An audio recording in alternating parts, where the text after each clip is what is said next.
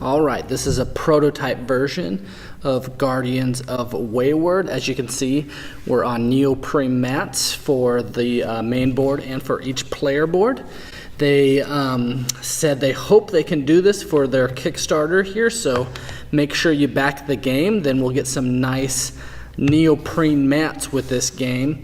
But of course, if they don't get enough, then it might be a different material. So just keep that in mind, but look how beautiful this is. All right, so we're gonna set up, this is a cooperative dice bag builder game. As you can see, I got my dice in my bags here. Oops, all right, each player is gonna pick a guild that they want. And so as you can see, they each have a bright color here to choose from, and I am green, so I am going to be the Adventurers Guild. And so I have my mat.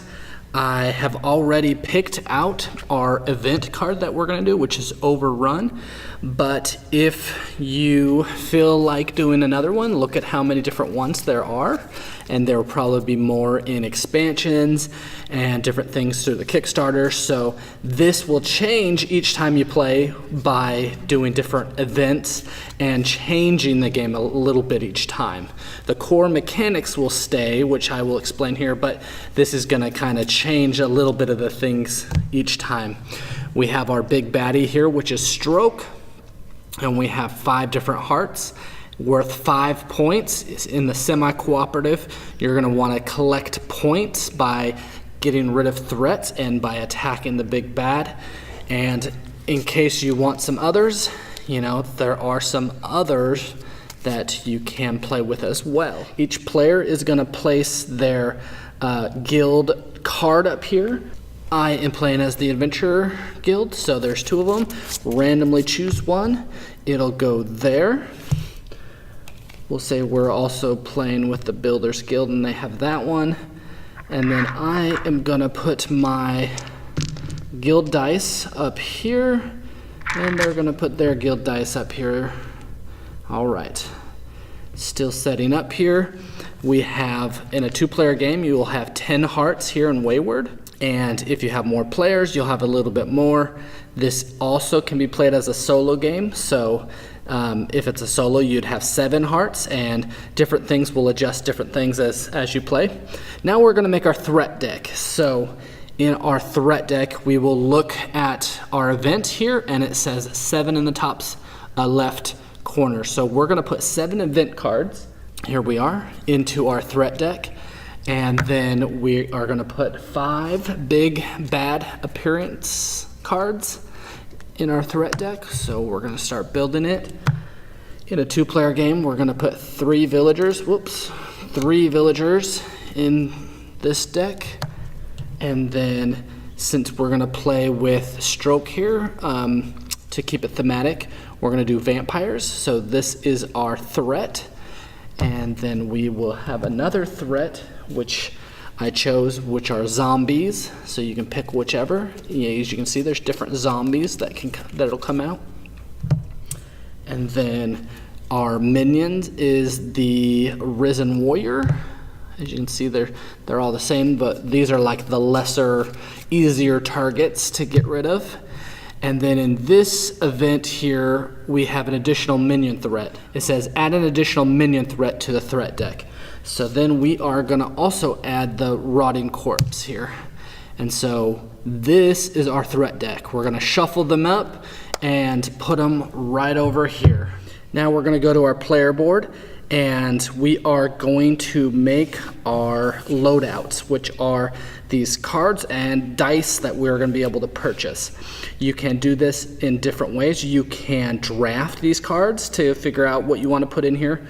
But I'm going to start with the recommended. They have groups that they recommend to learn the game with. I'm just going to start with one of those. But you can do it whichever way you would like. Everyone's going to start with this Guild Squire. It's going to pretty much explain these starter dice here and what faces they have and what you can do with those. But I also have these cards that I'm going to put out here. And this is the first row of a loadout that they have in the rule book, and then I'm going to place the dice that go with them.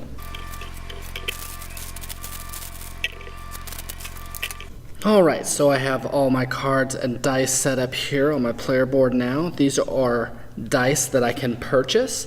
These all show on the bottom of the card the different faces that are on the dice so that you know what you're getting.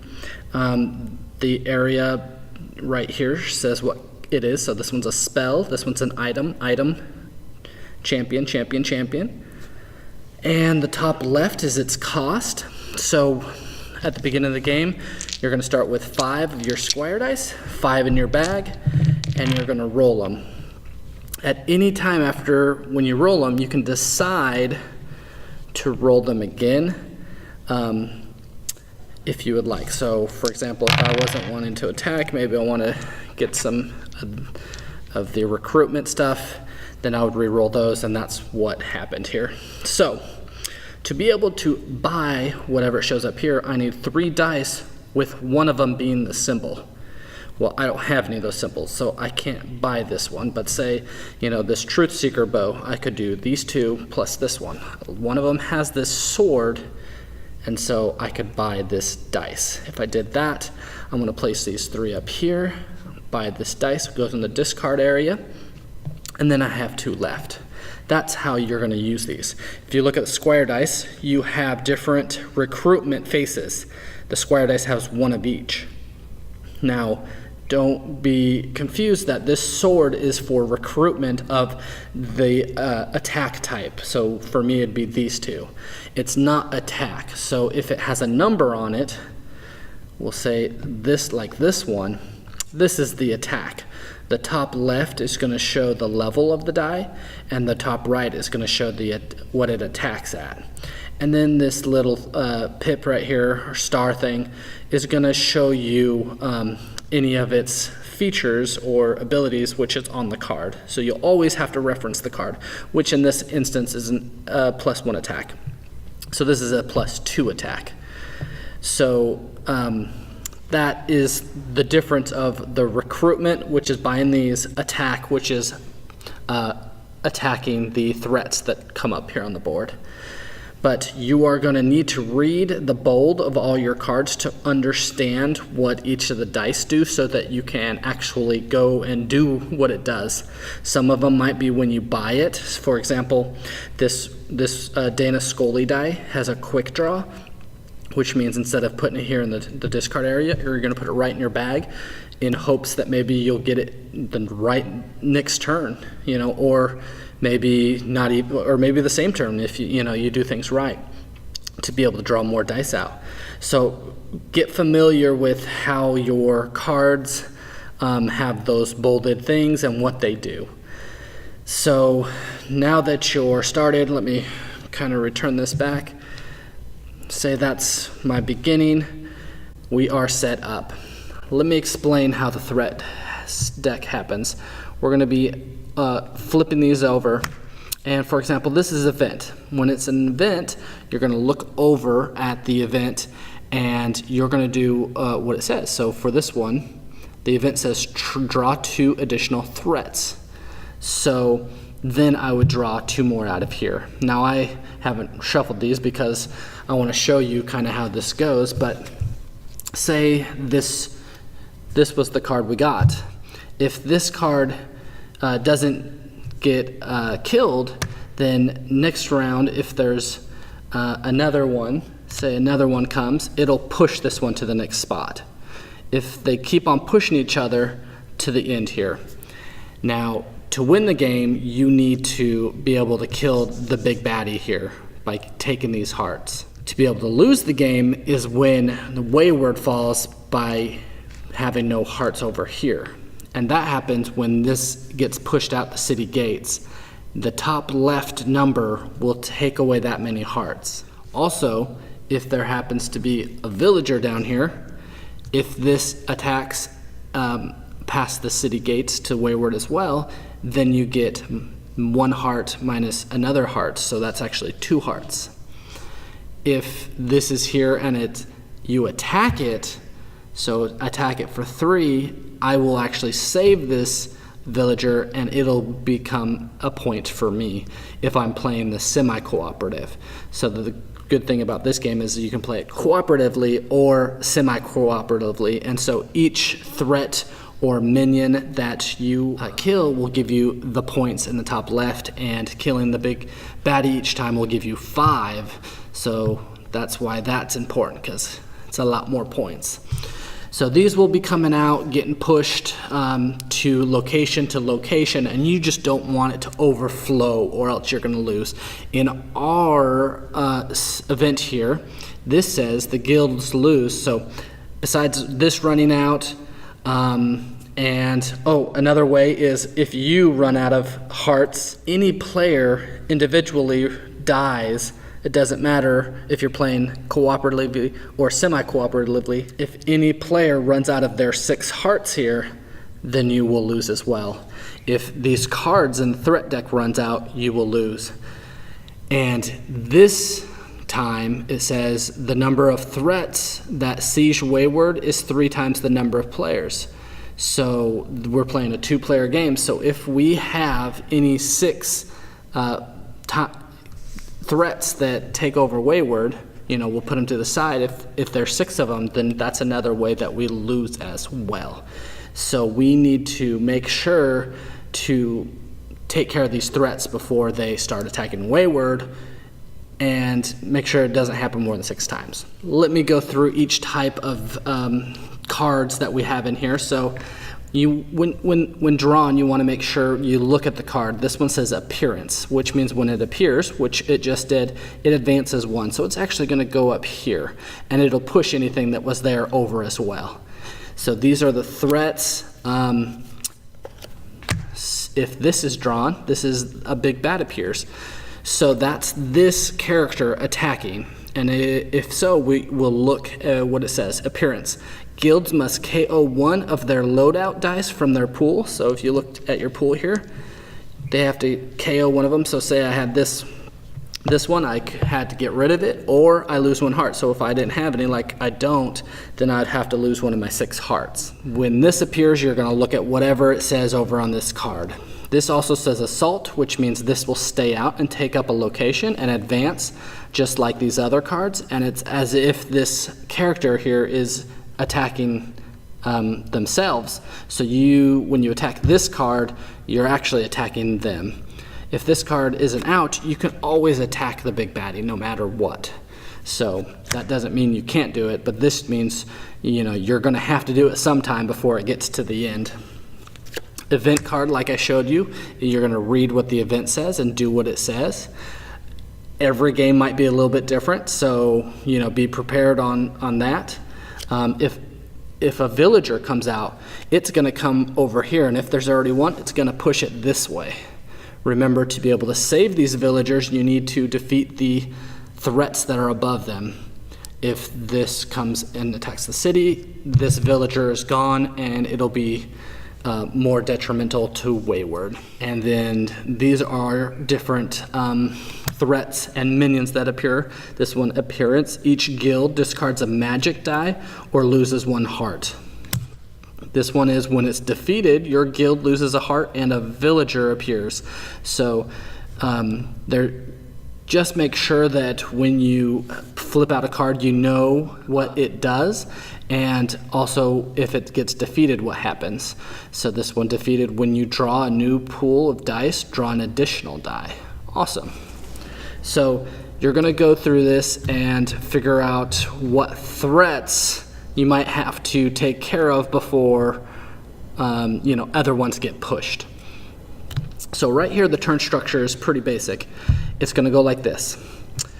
We've already rolled our dice. Okay, so we're going to do the card. And I didn't shuffle these, so I'm just going to say it's this one. It appears. Okay, we do whatever it says. Then I'm going to use my dice. So this is what I have. I have all recruitment. If it's not one of these symbols or the shield and it has numbers, then it's attack. And that's when I need to attack these guys. So, for example, this one, I have 5. Well, I'm going to do 5 we'll say sword. No, let's do 5 magic here to get a Dana Scully. This is going to get put in here, but since it says quick draw, it's going to go right in my bag. All right, that's all my dice. It's going to go all to my discard here, and it's going to be the next player's turn. And, you know, it's going to go again. So say event, okay, 2 of them come out. So this one comes out. Appearance, each guild discards a magic die or loses a heart. So I don't have a magic die, so I will lose a heart. And then this one will come, push this one, push that one.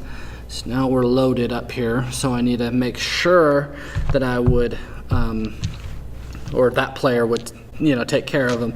But at the end of my turn, I'm gonna draw out 5 dice. So let's see, 5 dice. And I'm gonna roll them and see what I have. Ooh, I kind of want to keep these, but I know I need to attack. And say I want to re-roll these. All right. So draw a card. It's going to do this, push this. This is going to attack with this, so that's 2 hearts. Okay. All right, now it's my turn. So this is attack 4 with a pip that says the threat's toughness is 1 less. This is 1 plus gain 1 attack, so that's 2, so I'm 6. And I can attack something that's lesser, so I don't really need to put these together. I'm gonna attack with this 4, and I'm gonna attack this guy.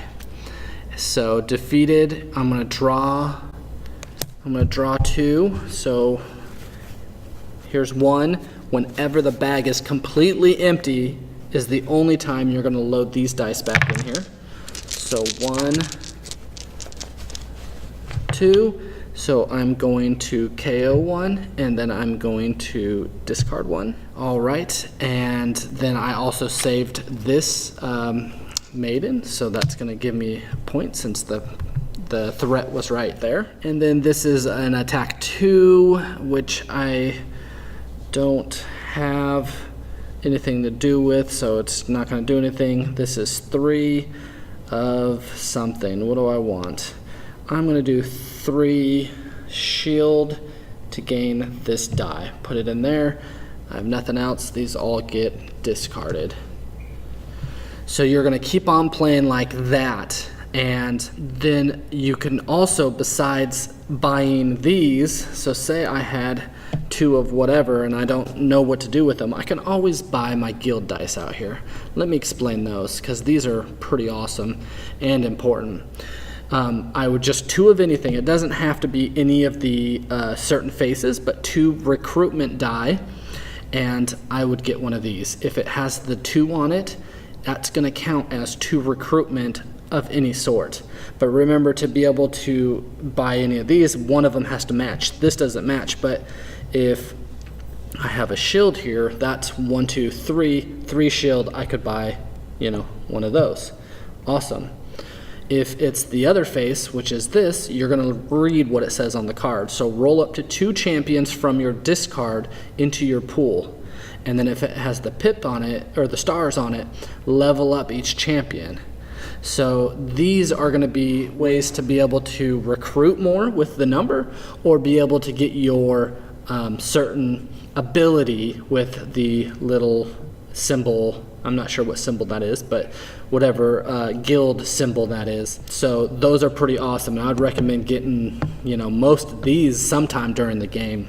The game is really within the combination of these dice and what you do first, and how you can discard some to draw some more, and knowing where your dice are, your most powerful ones, and kind of hoping you get rid of the squire dice, you know, KO the squire ones that are, you know, weaker, and keeping the stronger ones in, just like a deck builder. You know, you might want to thin out your dice, keep the strong ones so that you keep on bringing them back and using them to attack or to recruit or to do what you need to plan, so that you can eventually attack the big baddie these 5 times.